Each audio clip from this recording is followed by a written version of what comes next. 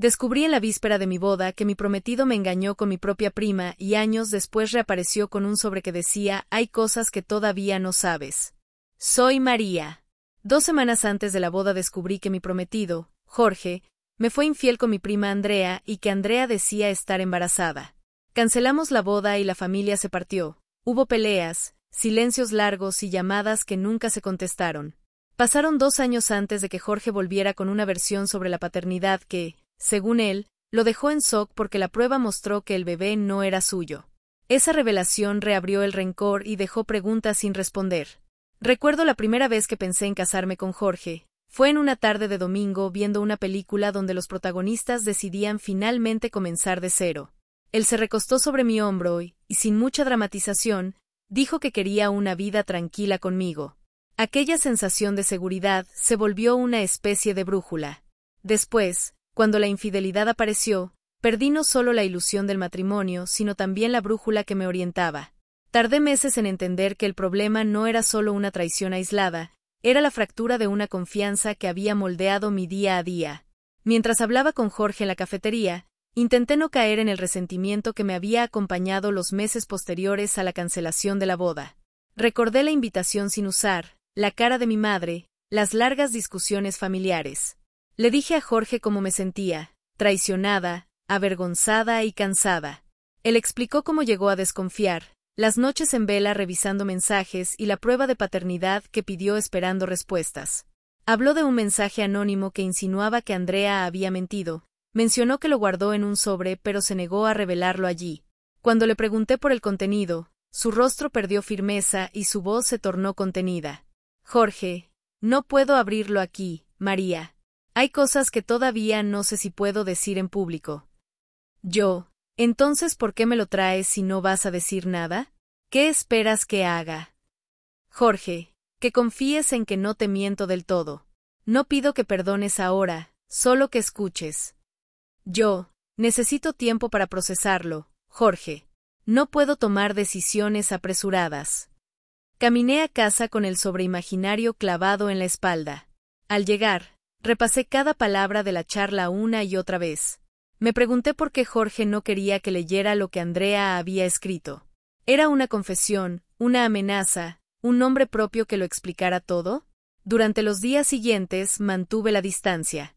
Evité mensajes y llamadas y escribí notas tratando de ordenar sentimientos y opciones.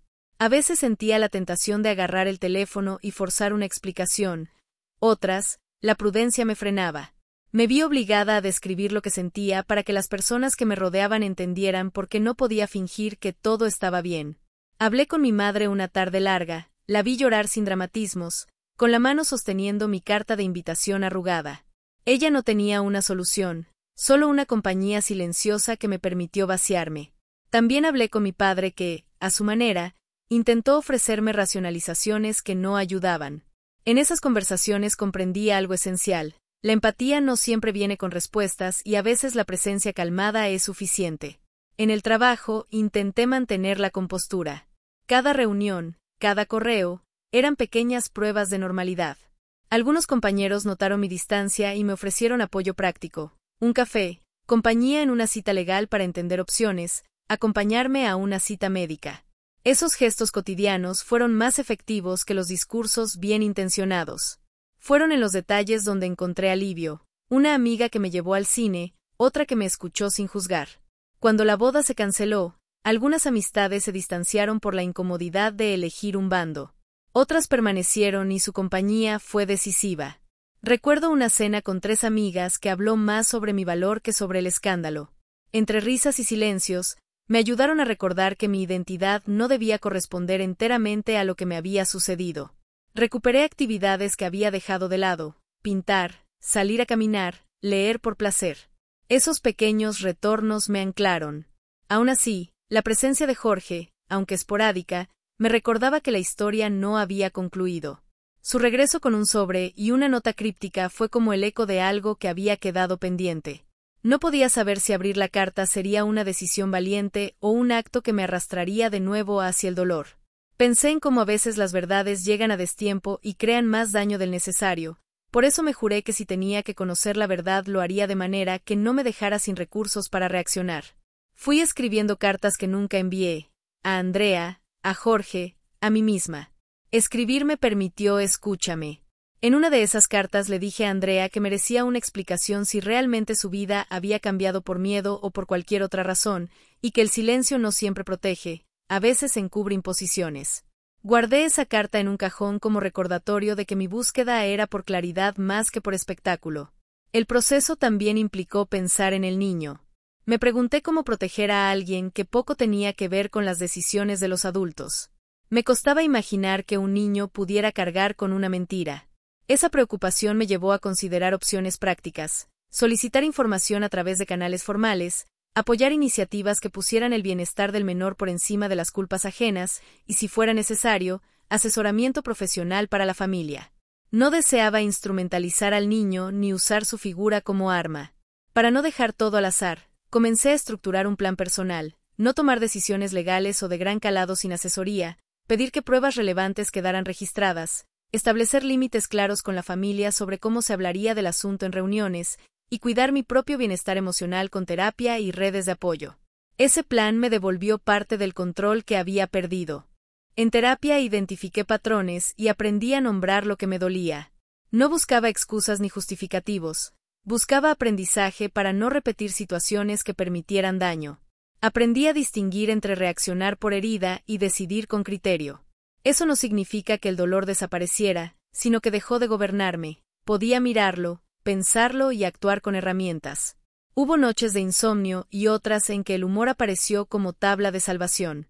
Reír con amigas de anécdotas simples fue un contrapeso necesario. También hubo días en que me sentí tentada a confrontar a Andrea.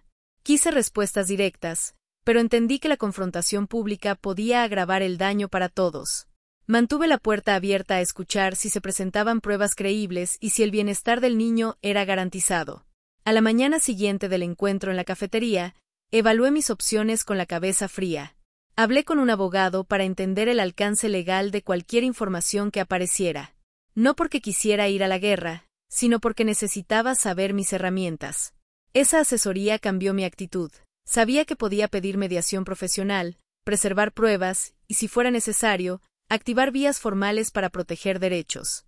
Mi postura frente a Jorge se volvió más clara y menos explosiva. Le pedí pruebas, testigos y explicaciones precisas.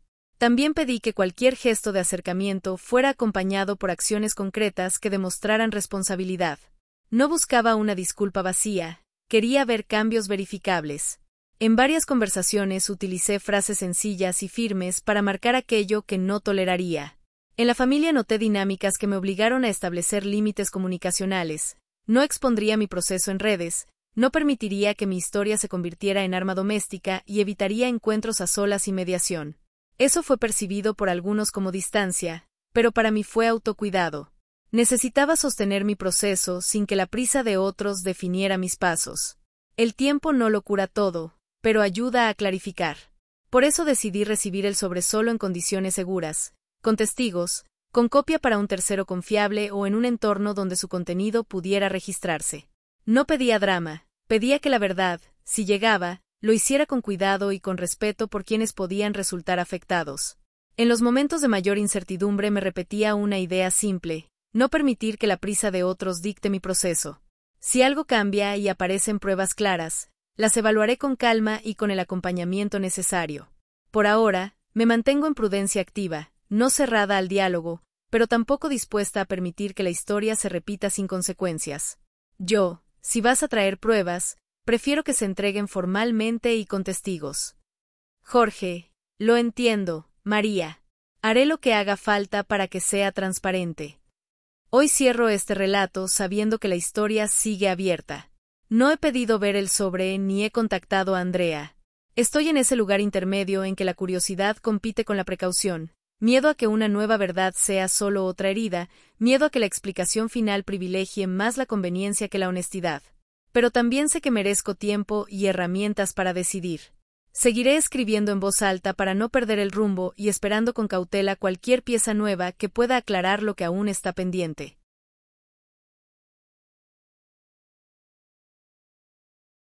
2 años después volví a ver a Jorge, y esta vez traía un sobre que no quiso abrir delante de mí. Recap: Hace 2 años la boda se canceló tras descubrir que Jorge me engañó con mi prima Andrea, y Andrea decía estar embarazada. Jorge hizo una prueba de paternidad que resultó negativa para él. Esa revelación reabrió heridas. Hace unas semanas Jorge reapareció y pidió hablar. Traía un sobre arrugado cuya procedencia dijo ser Andrea. Se negó a mostrarme la nota. No he respondido aún. 2 años después volví a ver a Jorge, y esta vez traía un sobre que no quiso abrir delante de mí. Me pidió la reunión en la cafetería donde habíamos pasado tardes tranquilas. Dijo que necesitaba un lugar neutral donde pudiéramos hablar sin ser interrumpidos. Al llegar, lo vi en una mesa junto a la ventana, la espalda tensa y las manos muy juntas sobre la mesa, como si el sobre le pesara más que su abrigo. Cuando me vio, su rostro mostró esa mezcla de arrepentimiento y urgencia que ya conocía. Se disculpó con una formalidad cansada, como si la frase ya le hubiera servido antes. Intenté no convertir la reunión en un juicio, así que escuché. Me relató brevemente los últimos 2 años, noches en vela revisando mensajes, conversaciones a medias con familiares, la sensación de que algo no cerraba. Habló de la prueba de paternidad, de cómo el resultado lo dejó en shock y de cómo después recibió un paquete anónimo que lo alcanzó cuando creía que todo estaba cerrado. Dijo que el paquete contenía fotos, una nota manuscrita y algunos indicios que, según él, podían cambiar la versión que todos creíamos. Le pedí que me entregara el sobre. Quería sostener ese papel, leerlo con mis propios ojos y decidir desde ahí. Jorge cerró la mano alrededor del sobre y negó con la cabeza. No ahora, dijo, y su voz se quebró ligeramente, como si la decisión de guardar el contenido respondiera a algo más que prudencia. Si vas a leerlo, prefiero que sea en un lugar seguro, con testigos o con un tercero que certifique lo que hay. Le pregunté por qué tanto protocolo. Me miró con una mezcla de miedo y determinación y explicó que había gente que pudiera resultar afectada y que, por eso, prefería que cualquier revelación tuviera respaldo. Su argumento sonó a excusa y a verdad a la vez. Por un lado, pensé que estaba posponiendo la entrega para preparar su relato. Por otro, reconocí la lógica. Algunas pruebas, sin un marco, pueden producir más daño que claridad. Le dije que prefería la verdad cruda a la verdad presentada como un favor. Él insistió en que debíamos resguardar algo de forma formal. ¿Qué te demuestra eso?, le pedí. Que hay personas que se beneficiarían si ciertos nombres no salieran a la luz, respondió. No ofreció nombres, y la frase quedó colgada como advertencia. Mientras hablábamos, noté pequeños detalles que antes me habrían parecido triviales. La manera en que se pasaba la lengua por el labio cuando dudaba, la forma en que evitaba decir el nombre de Andrea como si pronunciarlo fuera a encender una alarma. Me invadió una mezcla de compasión y molestia, compasión por su angustia visible, molestia porque su suspenso volvía a centrar la atención en mí sin darme herramientas concretas para decidir. Le pregunté por el mensaje anónimo que mencionó. Lo recibí unos meses después de la prueba, dijo. Decía que Andrea había mentido deliberadamente sobre el embarazo y que había razones para creer que otro hombre era el padre. Traía fotos y fechas. No sé quién lo envió. Al principio no lo quise creer. La historia pudo ser una verdad necesaria o una manipulación más. Le pedí ver las fotos y la nota. Me dijo que las tenía pero que no las abriría en público sin una mediación. Esa negativa tensó la conversación. En mi interior se renovaron impulsos antiguos. Abrir para saber, huir para protegerme, exigir para no quedarme a medias. Traté de mantener la calma. Entonces, ¿qué quieres de mí ahora?, le pregunté. No vengo a pedir que volvamos, respondió. No busco retomar lo perdido. Quiero que conozcas lo que apareció en mi vida y que entiendas que la versión que teníamos podría no ser completa. Esa palabra, posibilidad, encendió más preguntas que certezas. El ruido de la cafetería funcionaba como cortina, pero también limitaba la privacidad. Jorge miraba la puerta cada tanto, como si esperara a alguien. Cuando le pedí que me entregara, aunque fuera una copia, hizo un gesto nervioso. No se trataba solo de miedo a divulgar, había algo más, la sensación de que nombrar un tercero podría provocar reacciones que nadie quería. No quiero que la familia se rompa más, dijo. Le recordé que la familia ya estaba rota y le pregunté si prefería proteger apariencias o buscar la verdad. No respondió con claridad. Al despedirnos sentí alivio por haber hablado y frustración por no haber obtenido más. Caminé sola unas cuadras y me detuve en un parque para ordenar la confusión. Pensé que las piezas podían recomponerse de muchas maneras. Un mensaje anónimo podía ser la clave que faltaba o una trampa que complicara todo. Esa misma noche decidí no actuar desde la prisa. Si Jorge traía pruebas, las quería con respaldo, copias certificadas, testigos neutrales o la mediación de un profesional. No estaría disponible para sorpresas que funcionaran como teatro. En los días siguientes mantuve la distancia. Evité llamadas y mensajes de curiosos. Preferí que mi respuesta viniera cuando tuviera elementos verificables. A través de familiares recibí preguntas indirectas y rumores que intentaban llenar huecos. No respondí a la mayoría. Organizar la mente exigía una regla simple: menos conversación pública, más acciones concretas. Así lo acordé conmigo. Un par de semanas después Jorge propuso una nueva reunión, esta vez con mediación. Acepté con reservas porque entendía que así se reduciría la manipulación de la información. La cita fue en un despacho donde había privacidad y una persona capaz de tomar acta. El mediador explicó el procedimiento. Abriríamos el sobre, se haría una copia del contenido y se levantaría un acta si ambas partes estaban de acuerdo. Jorge estuvo dispuesto. Al abrir el sobre, mi corazón se agitó. Dentro había una nota manuscrita, varias fotos y una hoja con un número de teléfono y fechas.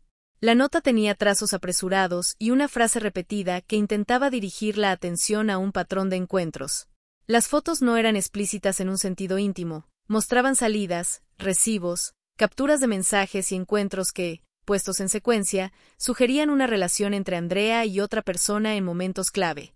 No constituían prueba de paternidad, pero establecían una cronología alternativa. El mediador propuso hacer copias y darnos tiempo para revisar.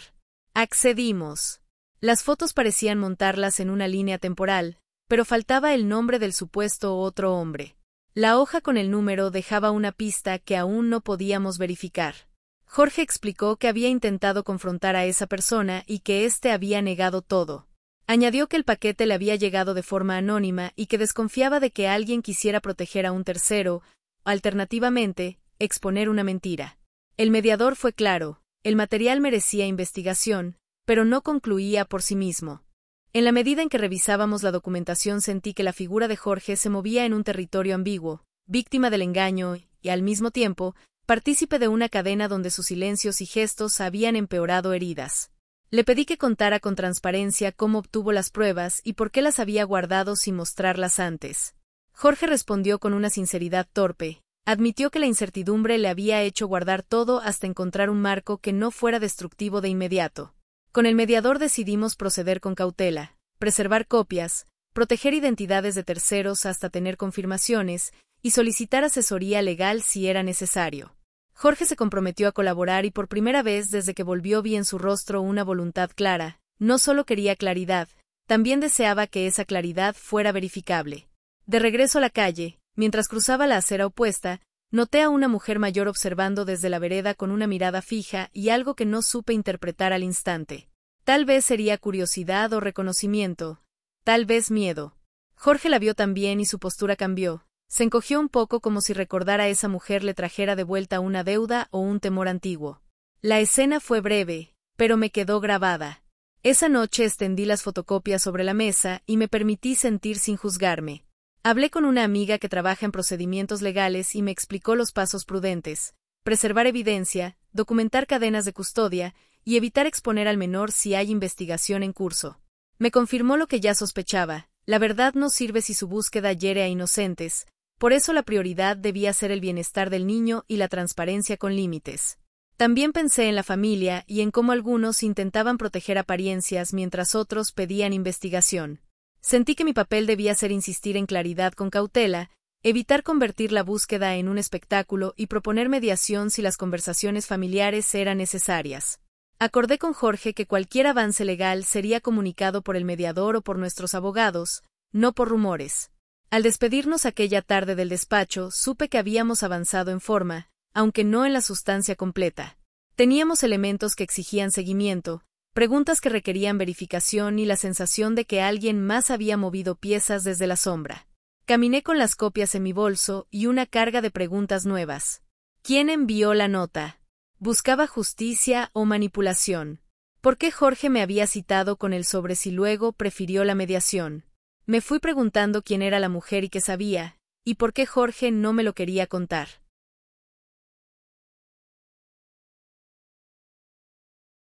Hace 2 años, la boda se canceló tras descubrir la infidelidad de Jorge con mi prima Andrea.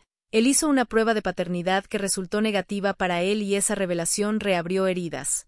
Hace unas semanas Jorge reapareció con un sobre que decía venir de Andrea y dijo que contenía pistas que podían cambiar la versión que todos conocíamos. Accedí a una mediación para abrir el sobre con testigos y revisar copias. Surgieron fotos, fechas y una nota anónima con un número de teléfono, pero la identidad del tercero no estaba explicitada hasta que empezamos a investigar. Al abrir la carpeta de pruebas en mi salón, sentí una mezcla de fatiga y determinación. Habían pasado 2 años de confusión, de reconstrucción personal y de conversaciones a medias en salas de espera. Me senté en la mesa, junté las copias y respiré. Tenía que ordenar lo que ahora parecía una línea de tiempo, no para buscar venganza, sino para entender quiénes habían tomado decisiones que afectaban a vidas ajenas, especialmente la de un niño. La primera pieza que examiné fue la nota manuscrita que venía en el sobre. Las letras eran apuradas, con algunas palabras subrayadas. Mencionaba encuentros en fines de semana, pagos a una cuenta distinta y fechas que coincidían con otros recibos. No había un nombre claro, pero sí una referencia a un apodo que yo recordaba vagamente por historias antiguas de la familia. No quería que mi memoria me jugara una mala pasada, así que marqué la referencia y pasé a las fotografías. Las fotos mostraban salidas y cenas, pagos en restaurantes, trayectos que coincidían con fechas donde Andrea decía estar sola o con familiares. No eran imágenes de intimidad, eran, más bien, pruebas de proximidad y regularidad. Juntas sugerían que alguien había estado presente en momentos clave, lo suficiente como para que la paternidad fuera plausible. Además había capturas de chats con mensajes cariñosos y recibos de compras. Combinados, construían una cronología que exigía verificación. Llamé a la amiga que me había acompañado al despacho y le pedí que viniera a revisar conmigo. Necesitaba una persona que me ayudara a no leer con prisa ni a caer en conjeturas dolorosas. En nuestra conversación la calma fue el primer recurso. No te dejes llevar por lo que parece, busca lo que se pueda probar, me dijo, y esas palabras funcionaron como consigna. Juntas empezamos a trazar una lista de verificación, validar fechas, identificar testigos, localizar movimientos bancarios y, sobre todo, encontrar fuentes directas que confirmaran encuentros. Esa misma tarde llamé al número que aparecía en la hoja. Esperaba que sonara un contestador o que la llamada no prosperara, pero alguien respondió al tercer timbrazo con voz baja y sorprendida. Mantuvimos una conversación tensa. La persona negó de entrada cualquier implicación y preguntó quién era yo. Di mi nombre y expliqué con diplomacia que estaba intentando verificar información que afectaba a varias personas. Hubo un silencio largo. Al final prometió que investigaría y pidió tiempo. No fue una confirmación, pero sí un hilo que seguía. Simultáneamente, Jorge se mostró más comprometido de lo que había visto en meses. Se ofreció a rastrear correos y facturas, a hablar con establecimientos y a compartir cualquier dato que tuviera. Su actitud ya no era defensiva ni esquiva, parecía decidido a colaborar para que, si había culpabilidad, se identificara con pruebas. Vimos en él algo cercano a la responsabilidad que yo había pedido tiempo atrás, no una redención romántica, sino acciones concretas para aportar claridad. Por mi parte, estuve en contacto con el abogado que había consultado antes. La recomendación fue conservar copias, abrir canales formales si aparecían pruebas incontestables y manejar la comunicación familiar con mesura. Era tentador externar todo en mensajes para que la familia supiera la verdad, pero una divulgación precipitada podía arruinar la posibilidad de pruebas legales o poner en riesgo al niño. Decidí seguir un camino pausado. La investigación nos llevó a un hombre que empezaba a repetirse en registros y en testimonios, un antiguo novio de Andrea, al que por confidencialidad llamamos S. No podía publicar su identidad sin verificar, pero la coincidencia entre transacciones y encuentros lo situaba con una frecuencia que no parecía casual. Hablamos con personas que recordaban la relación del pasado, con amigos que habían visto conversaciones y con empleados de lugares que confirmaron horarios. Ninguna pieza aislada probaba la paternidad, pero el conjunto configuraba una línea coherente. Un día, con el corazón en un puño, confronté a Andrea cara a cara. Prefería hacerlo en presencia de una mediadora y con la posibilidad de terminar la reunión si la situación se desbordaba. Su reacción fue un mapa de contradicciones. Al principio negó todo, luego sus ojos buscaron una salida y finalmente hubo una fisura que fue la llave para que la verdad saliera. Le mostré las copias de mensajes, los recibos y las fotos. Le pedí, sin gritar, que explicara la cronología y que contara por qué había dicho que el niño era de Jorge. Andrea tardó en hablar. Respiró hondo y contó que al quedarse embarazada se sintió atrapada por el miedo a perder la estabilidad económica y la posibilidad de una crianza reconocida. Dijo que eligió un recurso torpe y peligroso, atribuir la paternidad a quien ella suponía más cercano en el entorno y que podía asumir la responsabilidad. Confesó que el buzón anónimo la había amedrentado y que había optado por mantener silencio por temor a perder apoyo y a quedar sola. Sus palabras a veces sonaban a defensa propia, otras a profundo arrepentimiento. La confesión nos obligó a reorganizar prioridades. No era solo identificar un nombre, era atender cómo esa decisión había impactado a un niño y a varias familias. Hablamos de terapia para Andrea y para quienes resultaran dañados, de medidas legales para regular la situación del menor y de la importancia de que cualquier acción priorizara su bienestar. Le propuse que aceptara ayuda profesional y que abriéramos un proceso formal para verificar la paternidad si era necesario, pero que todo se hiciera con cuidado para no instrumentalizar al niño. Cuando confronté a ese con las evidencias, la situación fue otra vez tensa. Él negó al principio, luego intentó minimizarlo todo y después se vio rodeado por pruebas que incluían mensajes y fotografías antiguas que lo situaban con Andrea en fechas que coincidían con su embarazo. Frente a la posibilidad de que la verdad saliera a la luz de manera formal, ese terminó aceptando que había mantenido una relación con Andrea y que su involucramiento había sido más frecuente de lo que inicialmente dijo. Bajo presión, admitió su responsabilidad. Con las confesiones y las pruebas organizamos pasos concretos. Realizar una prueba de paternidad formal para confirmar científicamente la situación, iniciar procesos de mediación para definir responsabilidades y garantizar apoyo económico y emocional al niño, e integrar terapias para Andrea y la familia. Jorge asistió a varias de esas reuniones y, por su parte, ofreció disculpas públicas en un encuentro familiar pequeño. No fue un acto performativo, fue una intervención medida donde reconoció su silencio y la forma en que su orgullo había dañado a otros. Mi decisión con respecto a Jorge fue meditada. Valoré la sinceridad de su colaboración y su disposición a asumir consecuencias, pero también recordé que mi bienestar no debía depender de la errata del pasado. Elegí perdonar como un acto de liberación, no de reconciliación romántica. Le expliqué que podía trabajar para ser una presencia responsable en la vida del niño sin que eso implicara que retomáramos lo que tuvimos. Quería evitar romantizar el sufrimiento ni poner en una balanza afectiva lo que debía administrarse con criterios de cuidado. El proceso con Andrea también demandó consecuencias, pero con enfoque reparador. Acordó recibir terapia y participar en programas de apoyo, y se comprometió a asumir responsabilidades económicas y a colaborar para no poner al chico en el centro del conflicto. Además, aceptó medidas que garantizaran transparencia, colaborar en pruebas, permitir entrevistas con profesionales y acudir a mediadores cuando fuera necesario. No se trató de exonerarla sin más, se trató de ordenar una reparación que tuviera como eje el bienestar del menor. Optamos por un enfoque reparador más que punitivo. Establecimos acuerdos legales que garantizaran apoyo económico y visitas en condiciones estables. Andrea accedió a terapia y a un plan de acompañamiento para desarrollar herramientas parentals. Ese asumió la paternidad ante la ley y se comprometió con medidas formales. Hubo resistencia y negociación, pero primó la posibilidad de brindar al niño estructura y seguridad. Hubo episodios de tensión, intentos de ese por negociar a solas con Andrea, rumores que circulaban y escenas incómodas en reuniones familiares. Los protocolos de mediación y la documentación legal evitaron que la situación se desbordara. Aprendí a valorar los procedimientos porque, cuando las emociones son intensas, la estructura protege. También aprendí a pedir ayuda, vecinos que ofrecieron apoyo logístico, amigos que cocinaron y profesionales que acompañaron el proceso. En terapia trabajé mucho sobre límites y compasión. Hice un ejercicio donde escribí una carta al pasado y otra al futuro. En la carta al pasado puse lo que no volvería a permitir, en la carta al futuro, lo que esperaba construir. Esa práctica fue clave para consolidar mi postura. Podía perdonar para liberarme del rencor, y al mismo tiempo, negarme a retomar una relación que no mostrara pruebas constantes de cambio.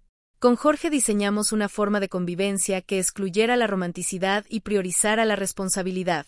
Acordamos reuniones de seguimiento y mecanismos de rendición de cuentas. Su rol sería el de apoyo responsable, no una búsqueda de reconciliación amorosa. Aprendí a diferenciar entre el perdón como renuncia al rencor y el perdón que consiste en permitir la reparación sin regresar a lo que nos dañó. En los encuentros familiares hubo conversaciones incómodas sobre lealtad y culpa. Algunos parientes dijeron que habían reaccionado mal al juzgar sin pruebas y pidieron disculpas. Otros mostraron reserva. Lo que aprendí en esos días fue que la transparencia exige trabajo y que las disculpas sinceras no borran heridas, pero sí abren camino para la reparación. Me esforcé en no convertir la experiencia en un tribunal permanente. Preferí que fuera una oportunidad para establecer nuevas reglas de convivencia. Con el niño implicado nos movimos con especial cuidado. Mantuvimos en privado la información sensible, dejamos que un equipo de profesionales hiciera las entrevistas y nos aseguramos de que cualquier decisión priorizara su rutina y su sensación de seguridad. Evitamos exponerlo en redes sociales y pedimos a la familia que respetara un código básico: no hablar del caso delante de él ni usar su nombre en debates o mensajes. Fue un esfuerzo colectivo que, con el tiempo, redujo la tensión en torno a su vida cotidiana. En términos prácticos también hubo pasos administrativos, actualización de registros, acuerdos de manutención y el establecimiento de un plan de visitas que considerara estabilidad escolar y emocional. Esas medidas parecían frías pero resultaron ser anclas, definían responsabilidades y evitaron que la ambigüedad se convirtiera en excusa para la inacción.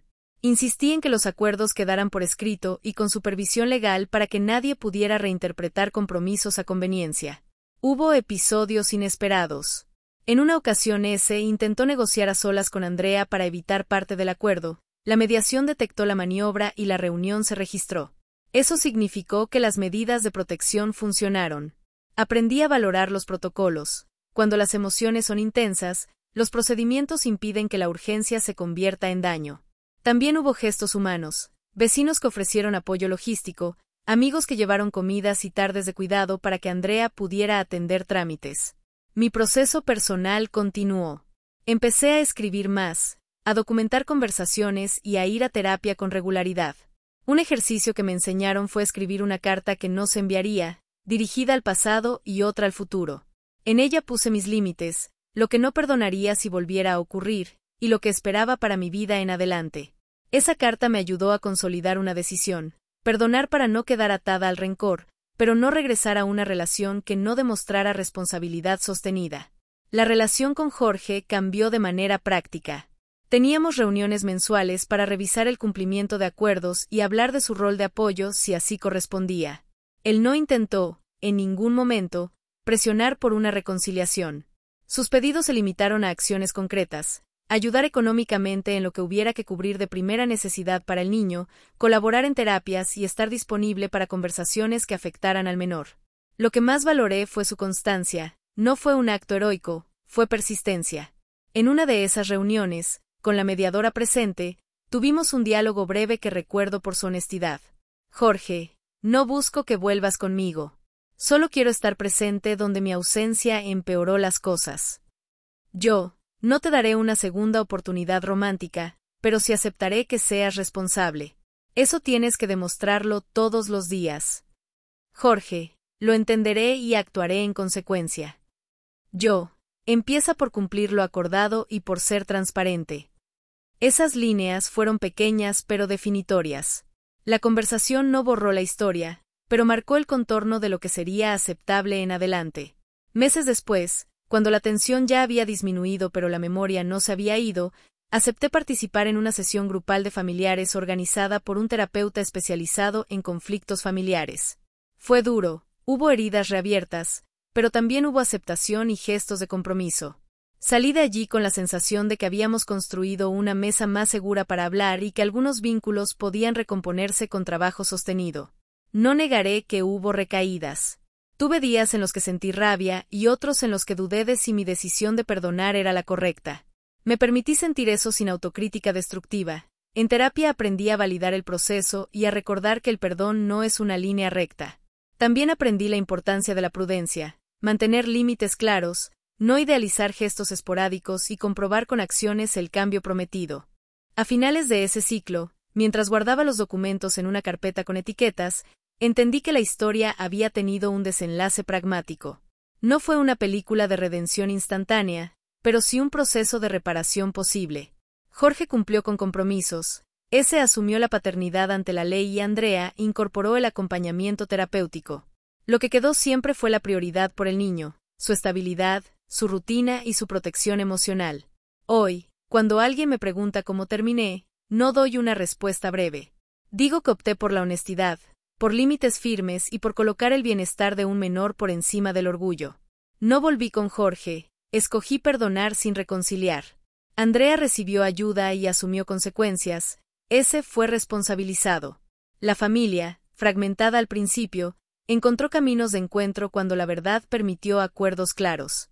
Mi reflexión final es simple, hay decisiones que requieren más que palabras.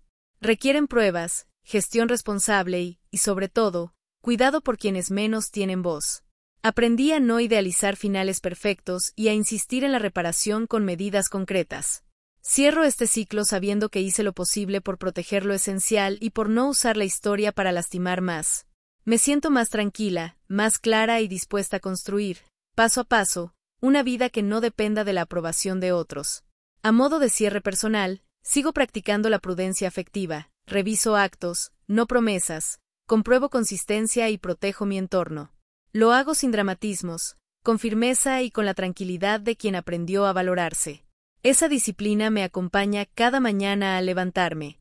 Estoy lista para lo que venga, con límites claros. Si te gustó esta historia, no olvides dar like, suscribirte, compartir y comentar. Gracias por tu atención.